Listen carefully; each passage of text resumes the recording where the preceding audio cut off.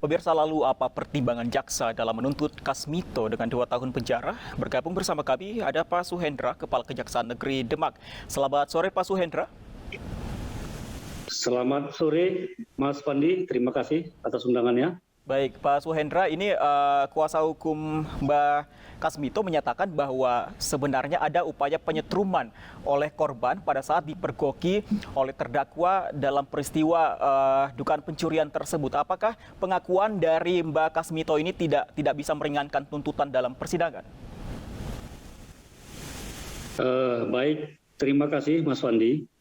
Nah, pada kesempatan ini mungkin dapat kami klarifikasi kembali untuk menerangkan kepada publik dan masyarakat agar tidak simpang siur. Jadi pada saat itu berdasarkan hasil fakta yang di persidangan, ini hasil fakta di persidangan Mas. Jadi tadi juga disampaikan oleh penasihat hukum terdakwa katanya fakta di persidangan. Nah ini fakta di persidangan juga yang disampaikan oleh jaksa, laporan jaksa saya kepada saya. Dan saya tentu percaya bahwasannya di fakta persidangan itu sama sekali korban tidak pernah melakukan penyetruman kepada terdakwa. Bahkan pada saat itu, ya korban yang sedang berada di lokasi kolam itu di bawah, itu bahkan alat tangkapnya itu masih di situ, masih dia persiapkan. Nah kemudian datang Pak Kasmito secara mengendap diam-diam dan bahkan sempat menggembosi ban sepeda motor korban. Setelah kempes kemudian mendekati korban dan tanpa ada peringatan terlebih dahulu langsung menebas leher korban.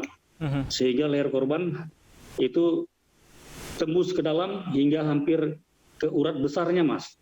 Itu kalau kena sedikit lagi tewas di tempat. Nah kemudian korban pada saat itu sudah berteriak beliau dalam bahasa Jawa itu sudah meminta ampun. Kulo melu urim bah. Nah jadi beliau sudah minta ampun untuk tidak lagi disabet dengan celuritnya. Kemudian tidak mengindahkan itu, bahkan melayangkan lagi sabetan kedua hingga kena bahu, robek. Dan ini tergolong ke dalam penganiayaan yang berat Mas. Jadi penganiayaan berat seperti ini yang harus masyarakat tahu. Jadi tentunya kan tidak boleh kita memang pencurian itu salah, kita menyadari sama-sama bahwa mencuri itu adalah perbuatan salah. Nah tapi untuk menghalau itu kan kita bisa melakukan upaya-upaya lain tidak dengan kekerasan. Jadi hingga kita harus main hakim sendiri. Baik Pak Suhendra, berarti memang terbukti bahwa ada upaya pencurian dalam peristiwa tersebut. Dalam persidangan ada upaya pencurian tersebut, apakah tidak meringankan tuntutan kepada Mbak Kasmito?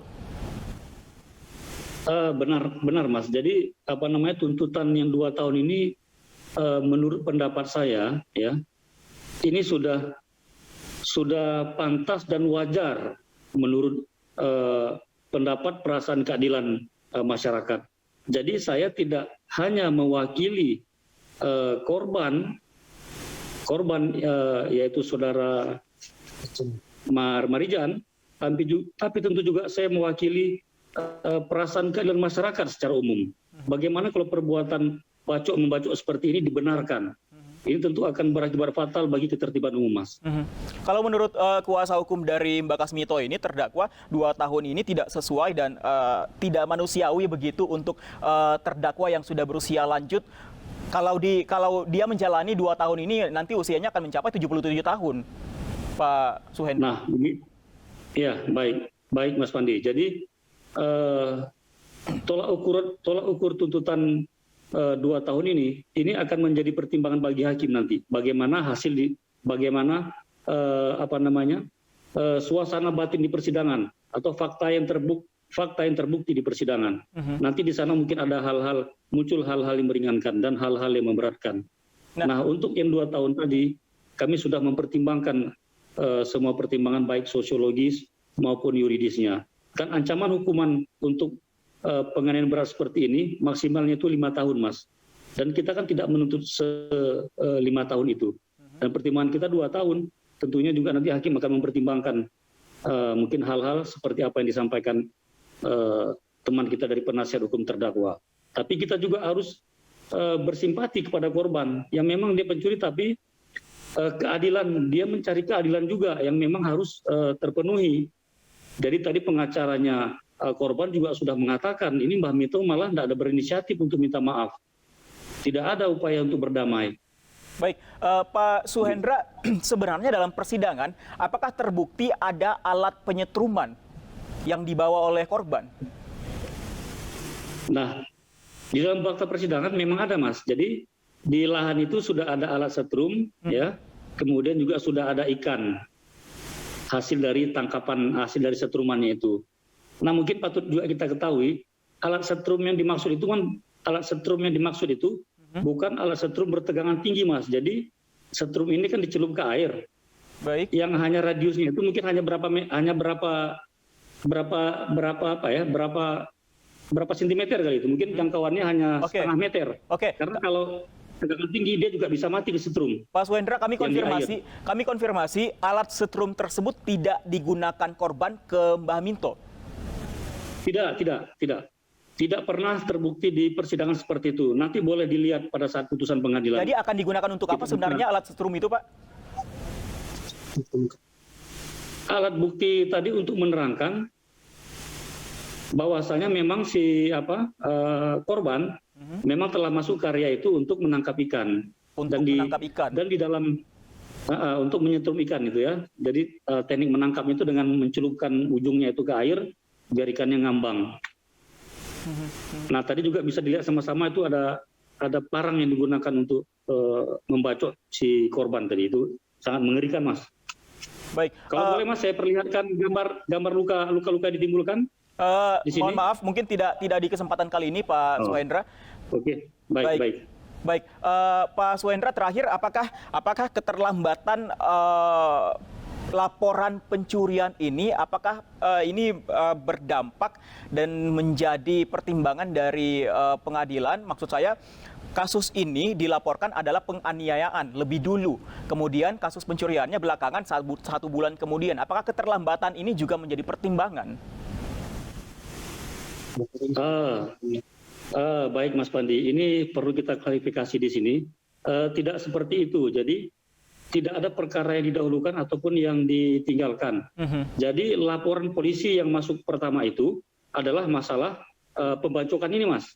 Yeah. Jadi terdakwa itu sudah diketahui masyarakat banyak itu berlumuran darah. Dan pada saat itu kemudian setelah korban ke rumah sakit langsung melapor ke polisi. Nah, setelah disidik kemudian diketahui bahwa si korban ini mau mencuri di situ. Sudah ada ininya, alatnya dan hasil ikannya itu. Nah, kemudian baru diproses pencuriannya juga. Jadi akhirnya penyidik Polres Demak ini sekarang sudah selesai melaksanakan, mohon maaf, ini sedang dalam proses pemberkasan yang sudah disampaikan ke kita dan sudah kita sampaikan petunjuk untuk dilengkapi. Baik, kita akan tunggu bagaimana nantinya hakim akan mengambil keputusan untuk kasus ini. Terima kasih informasinya kepada kami, Pak Suhendra. Selamat sore. Untuk membahas lebih lanjut terkait kakek yang dituntut 2 tahun penjara karena menganiaya pencuri dan gagal dalam upaya restoratif justice, sudah bergabung bersama kami pakar hukum pidana UII, Pak Muzakir. Selamat sore, Pak Muzakir. Selamat sore. Baik, Pak Muzakir, sebelumnya kita sudah dengarkan keterangan dari kedua belah pihak. Dari pihak kuasa hukum menyatakan ada upaya penyerangan dari korban, sementara dari jaksa menyatakan hasil fakta di persidangan sama sekali tidak ada upaya penyerangan dari korban. Apakah kemudian tuntutan 2 tahun penjara ini sudah tepat? Jadi mungkin kalau melihat kasus ini harus lihat background-nya ini. Pak Kasmisto itu pekerjaannya apa gitu. Apakah dia memang setiap hari dia memelihara ikannya itu atau kolam itu adalah sebagai mata pencarian atau dia sebagai buruh untuk menjaga tadi ikan disebutkan, tersebut. Mohon maaf Pak Muzakir, disebutkan oleh pihak kuasa hukum Pak Kasmito di sini sebagai penjaga kolam, bukan sebagai pemilik. Nah, kalau benar, penjaga kolamnya. Jadi kalau dia menjaga kolam itu memang tugasnya dia harus menjaga itu. Ini reputasi Pak Kasmito ditentukan oleh apakah berhasil mencuri ikan itu berhasil atau mungkin dia bisa menangkapnya. Kalau dia berhasil lari, sebut saja menghindar dari tangkapan Pak Kasmito, istilah bahasanya resikonya dia akan diberhentikan dari jaga kolam. Kalau diberhentikan jaga kolam itu resikonya dia tidak punya pekerjaan. Nah, ini yang menjadi masalah satu.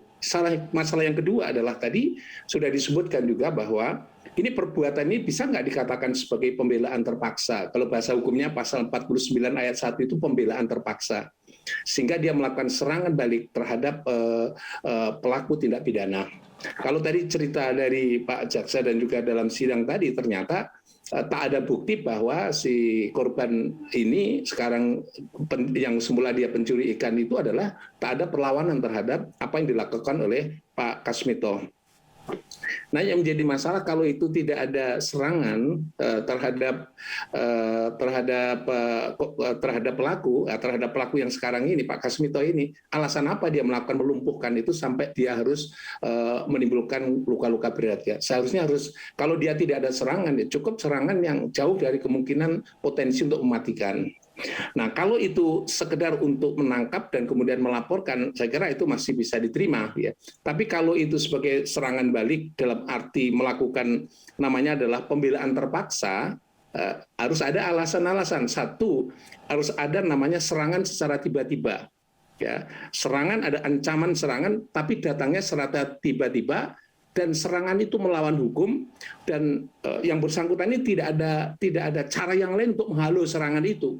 Satu-satunya adalah reaksi balik untuk melawan pelaku tindak pidana yang menyebabkan pelaku tindak pidana mungkin mengalami luka-luka dan sebagainya. Jadi harus seimbang dengan apa yang diserang. Kalau ada yang diserang kan itu nggak seimbang namanya. Jadi tadi sudah diterangkan bahwa kalau itu tidak ada keseimbangan serangan itu berarti dia melakukan tindakan sepihak. Kalau tindakan sepihak itu memang tindak pidana dalam bentuk yang lain gitu. Baik, Pak Muzakir, yang menjadi sorotan juga adalah terkait upaya restoratif justice yang kemudian tidak dikabulkan. Hal ini berbeda dengan sebelumnya juga sempat kasus yang menuai sorotan, kasus istri tegur suami di Karawang yang dituntut 1 tahun penjara, namun kemudian ada penarikan tuntutan penjara dan akhirnya terdakwa dituntut bebas. Bagaimana sebenarnya restoratif justice bisa dikabulkan dan bagaimana kemudian kasus yang restoratif justice-nya ini bisa gagal, apa saja pertimbangannya? Pak Muzakir. Jadi yang pertama itu restoratif justice kasus Pak Kasmito ini, menurut saya itu ada keseimbangan perbuatannya. Jadi Pak Kasmito melakukan tindakan yang melumpuhkan seorang pelaku tindak pidana, begitu. Dan kemudian si korban ini adalah pelaku tindak pidana. Jadi sesungguhnya dua-duanya punya kesalahan. Yang kesalahan yang pertama adalah dimulai dari adanya tindak pidana pencurian ikan. Dan kesalahan yang kedua adalah tindakannya melakukan pelumpuhan itu sangat istilah bahasanya adalah menimbulkan akibat yang serius yang tidak seimbang dengan ikan yang sedang dicuri gitu ya. Jadi tidak ada keseimbangan itu. Karena ketidakseimbangan itu seharusnya menurut saya dari keseimbangan karena saling salah ini seharusnya adalah ada dikabulkan itu restoratif justice-nya atau penyelesaian di luar pengadilan itu. Saya kira ini menjadi menarik ya, ini karena dua-duanya ada kesalahan dalam konteks ini. Atau istilah bahasanya dua-dua ada satu perbuatan pidana yang dilakukan masing-masing.